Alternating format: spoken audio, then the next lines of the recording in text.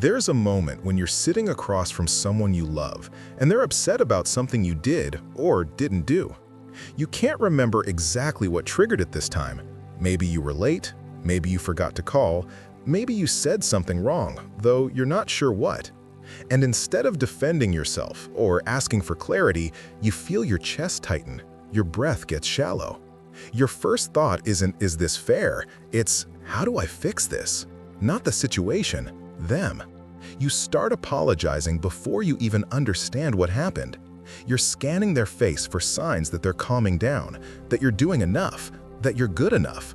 And when they finally soften, when they say it's okay or pull you close, you feel relief flood through you, like you've just survived something. But underneath the relief is exhaustion, a bone-deep tiredness that you can't quite name.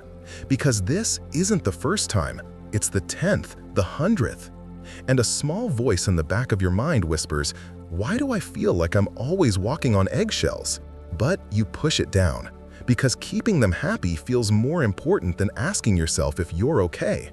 Because their peace is your peace, or at least that's what you've convinced yourself. This pattern doesn't stay confined to one relationship. It bleeds into everything, coloring every interaction, every decision, every moment of your day. At work, you say yes to projects you don't have time for because saying no feels like letting people down, like proving you're not a team player, like failing at being the person everyone can count on. Your manager asks if you can stay late again, and even though you're exhausted, even though you had plans, you smile and say, "Of course, no problem." At home, you're the one who plans everything, remembers everything, fixes everything. Your sibling calls in crisis mode for the 3rd time this month, and you drop what you're doing to help, to listen, to problem solve, even though they never ask how you're doing. Even though the last time you tried to share something difficult, they changed the subject within 2 minutes. With friends, you're the listener, the supporter, the one who always shows up.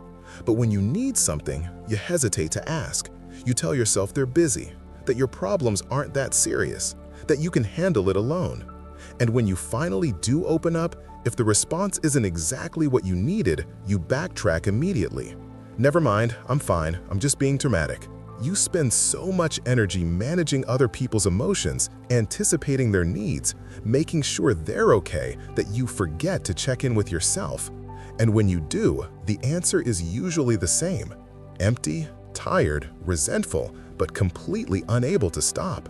This pattern often starts early, in the homes we grow up in the lessons we absorb before we have language for them. Maybe you grew up in a home where love felt conditional, where being good meant being quiet, agreeable, helpful, invisible when necessary. A girl watches her mother bend over backward to keep her father calm, absorbing his moods like a sponge, and learns that a woman's job is to smooth things over, to absorb tension, to make sure everyone else is comfortable, even if she's crumbling inside. A boy sees his parents spiral into addiction or depression and learns that his job is to fix it, to be the stable one, to carry emotional weight he's far too young to hold. Maybe your parent was emotionally volatile, loving and attentive one moment, cold and withdrawn the next, and you learned to read their moods like a survival skill. You became hyper-vigilant, always scanning for signs of anger or disappointment, always ready to adjust your behavior to keep the peace, to avoid the explosion, to maintain the fragile equilibrium. Or maybe your parent was absent, physically or emotionally, and you learned that love had to be earned through performance. If you were good enough, helpful enough, quiet enough, perfect enough, maybe they'd finally see you. Maybe they'd stay. These adaptations worked. They kept you safe.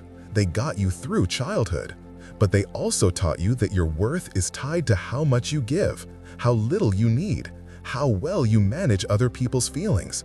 And that belief, buried deep in your nervous system, follows you into adulthood, shaping every relationship you have. Psychologists call this codependency. It's not about being close to someone or caring deeply. It's not about being supportive or compassionate. It's about losing yourself in the process. In codependent relationships, one person becomes the caretaker, the fixer, the emotional manager. The other becomes the focus, the one whose needs, feelings, and problems take up all the space. And both people get stuck. The caretaker feels indispensable but exhausted, needed but invisible, essential but somehow never enough. The other person may feel supported but also suffocated, enabled but not truly seen, taken care of but never challenged to grow. Codependency isn't love. It's a survival strategy that looks like love. It's what happens when you learn that your value comes from what you do for others, not from who you are. And it's incredibly hard to recognize because it's wrapped in good intentions, in sacrifice, in devotion. You're just being supportive, right? You're just being there for someone you care about. But when being there means losing yourself, when their emotions dictate your entire day, when you can't set a boundary without feeling crushing guilt, that's not support. That's codependency. That's enmeshment. That's two people who can't tell where one ends and the other begins. Here's how it shows up now, in ways that feel so normal you might not even question them. In romantic relationships, you're constantly trying to read your partner's mood. If they're quiet, you assume you did something wrong. If they're upset, you drop everything to fix it, even if the problem has nothing to do with you, even if they didn't ask for help. You monitor their tone, their body language, their text messages, looking for clues about how they feel so you can adjust accordingly.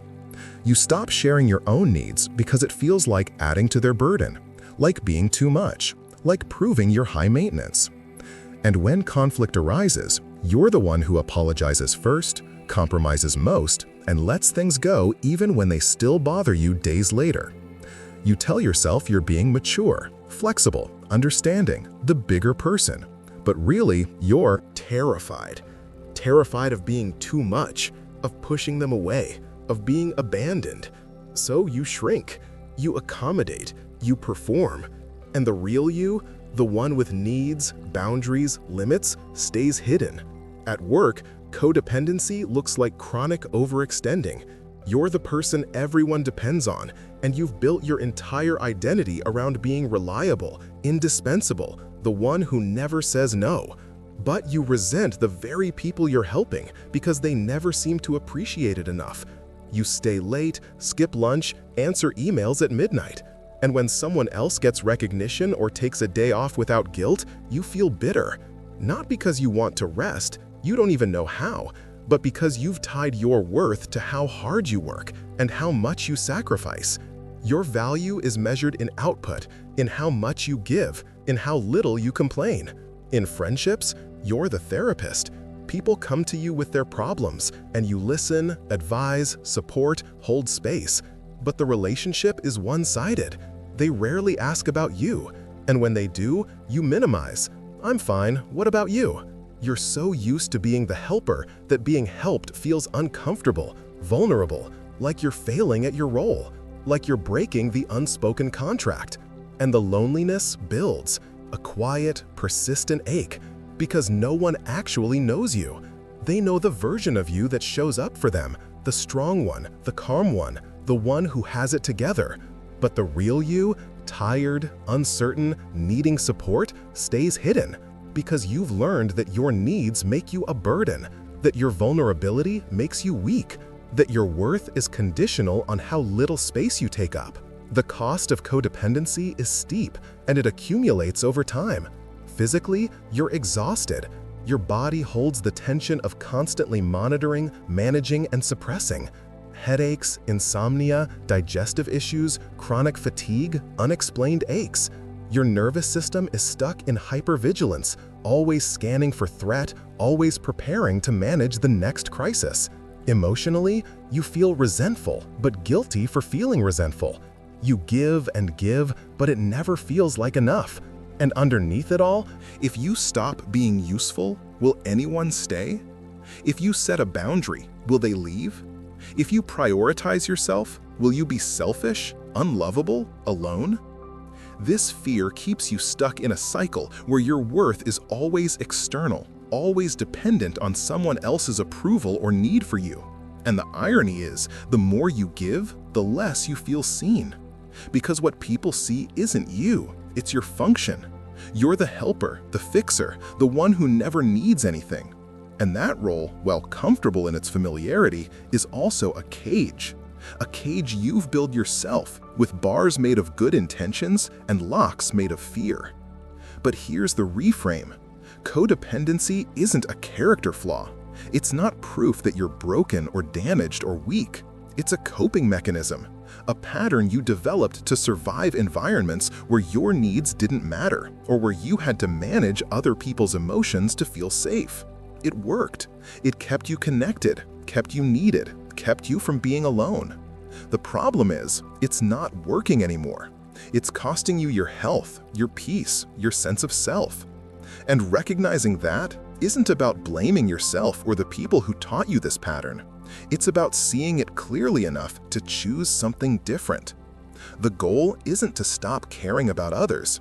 It's to start caring about yourself with the same intensity, the same commitment, the same unwavering dedication. To recognize that you can be supportive without being responsible for someone else's emotional state. That you can love someone deeply and still set boundaries.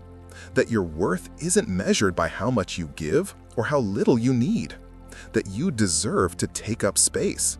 That you deserve to be cared for with the same tenderness you give to everyone else. So, how do you start untangling this? How do you shift from codependency to connection, from exhaustion to balance, from performing to being? It begins with small, uncomfortable practices that go against everything you've been conditioned to do. First, notice when you're people-pleasing. Codependency often shows up as automatic yes responses. Someone asks for something, and before you even check in, you agree. Start pausing. When someone makes a request, say, "Let me think about it and get back to you," even if it feels awkward, even if they seem surprised or confused. This pause creates space for you to ask, do I actually want to do this? Do I have the capacity? Or am I saying yes out of guilt, fear, or obligation? Emma, a nurse in her late 20s, realized she was saying yes to covering shifts for coworkers every week, even when she was bone-tired, even when she had plans. She started using the phrase, "I'm not available." No explanation, no apology, just that. The first few times, she felt terrible, like she was letting people down, like she was being selfish. But over time, she noticed something. Her coworkers adapted. They found other solutions. They figured it out, and the world didn't end. Second, start naming your feelings without immediately trying to fix them. Codependents are fixers.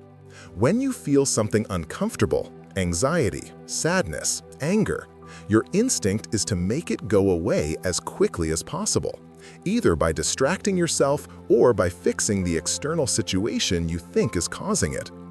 Instead, practice just sitting with the feeling. You're anxious? Don't immediately call someone to soothe it. Sit with it for 5 minutes. Feel it in your body. Where is it? Your chest? Your stomach? Your throat? What is it trying to tell you? Often, beneath the anxiety is a need you're not meeting, a boundary you're not setting, a truth you're not speaking. Journaling helps here. Write, "I feel anxious," and keep going until you get to something real. Not the surface story, "I'm anxious because I have a lot to do," but the deeper truth. "I'm anxious because I'm afraid if I say no, they won't love me anymore." Third, set one small boundary this week. Not a big relationship-ending boundary, a tiny one. Something so small it feels almost silly. "I'm not available to talk tonight. Can we catch up tomorrow?" "I need to leave by 6, so I can't stay for that meeting." "I don't want to discuss this topic right now." Codependents are terrified of boundaries because boundaries feel like rejection, like walls, like proof that they're not the generous, selfless person they've worked so hard to be. But a boundary isn't about pushing someone away. It's about defining where you end and they begin. It's about saying, "I care about you and I care about me," and both of those things can be true at the same time. Practice it in low-stakes situations first, with a friend, a coworker, even a stranger. Notice what happens. Usually, nothing catastrophic. People adjust, they move on, and sometimes people actually respect you more for it. Fourth, stop over-explaining. When you set a boundary or say no, don't follow it with a 10-minute justification detailing every reason why you can't do what they asked. Codependents do this because they're trying to preempt the other person's disappointment or anger. They're trying to make the no so understandable, so reasonable that the other person can't possibly be upset. But over-explaining weakens the boundary. It signals that you're open to negotiation, that you're not really sure, that if they push hard enough or make a good enough case, you'll cave. Practice saying, "I can't do that," or "that doesn't work for me," and then stopping. Full stop. The silence will feel uncomfortable. Let it. Sit in it. The discomfort is yours to sit with, not theirs to fix. Fifth, practice asking for help. This is often the hardest part for codependents because asking for help feels like admitting weakness, like burdening someone, like breaking the unspoken rule that you're the strong one, the one who gives, not the one who needs. Start small. Ask a friend to pick something up for you while they're out. Ask your partner to handle a task you'd normally do. Ask for support when you're struggling, even if it's just, "I'm having a hard day, can we talk?" And if the response isn't perfect, if they can't drop everything or they say something clumsy, resist the urge to say, "Never mind, it's fine, forget I said anything." Let people show up for you imperfectly. Let them try. You've spent so long being the helper that you've trained people not to help you. Retraining them takes time. And it starts with you being willing to be seen as someone who also has needs, who also struggles, who also deserves care.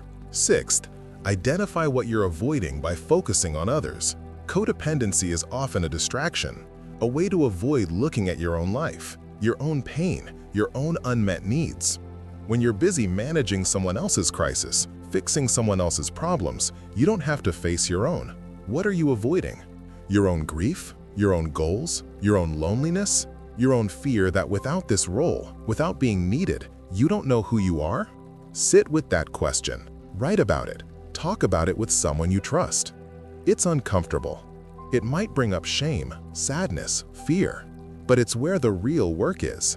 Because until you're willing to face what you're avoiding, you'll keep using codependency as a shield, as a way to stay busy enough that you never have to turn inward. Seventh, build a life outside the relationship. Codependents often collapse their entire identity into one person or one role. They are the partner, the caretaker, the helper. And without that, they're not sure who they are. Rebuild your sense of self by doing things that are just for you. Take a class, join a group, start a hobby you've been curious about, reconnect with old friends. Create space in your life that isn't about being useful to someone else, that isn't about performing or giving or managing. At first, it will feel selfish or pointless or strange. That's the codependency talking. That's the old belief that your value comes from what you do for others. Keep going anyway. You're not abandoning anyone by having a life. You're reclaiming yourself. You're remembering that you exist beyond your function. Over time, as you practice these shifts, something starts to change. Not overnight, not in some dramatic before and after transformation, but gradually, quietly, you notice you're less reactive. Someone's bad mood doesn't send you into a spiral of self-blame and frantic fixing. You can feel empathy without feeling responsible. You can witness someone's pain without needing to rescue them from it. You can support someone without losing yourself in the process. Relationships start to shift. Some people won't like the new boundaries. They might push back, guilt trip, or distance themselves. And that's hard. It hurts. But it's also information. It tells you the relationship was built on your willingness to disappear, not on mutual respect, not on genuine connection. And as painful as it is, it creates space. Space for relationships that are more balanced, more reciprocal, more real. New people enter your life. People who appreciate you for who you are, not just what you do. People who ask about you, who respect your boundaries, who don't expect you to be endlessly available. And you start to appreciate yourself that way too. Internally, the constant hum of anxiety quiets. Not completely. You're not perfect. You still fall into old patterns sometimes. You still over-apologize, still say yes when you mean no, still monitor someone's mood and adjust your behavior accordingly. But you catch yourself faster. You course correct. You apologize when you genuinely need to, but you also hold your ground when you need to. The guilt doesn't disappear completely, but it loses its grip. It's no longer the driving force behind every decision. You start to trust that you can set a boundary and still be loved, that you can have needs and still be worthy, that you can take up space without being too much, that you can prioritize yourself without being selfish. And slowly, tentatively, you realize that the version of you that shows up for others and the version of you that takes care of yourself aren't separate. They're the same, and both deserve to exist. Both deserve care, attention, respect, not one at the expense of the other. Both. The moment when you were sitting across from someone you love, apologizing for something you didn't fully understand, scrambling to fix them so you could feel okay, that moment wasn't about love.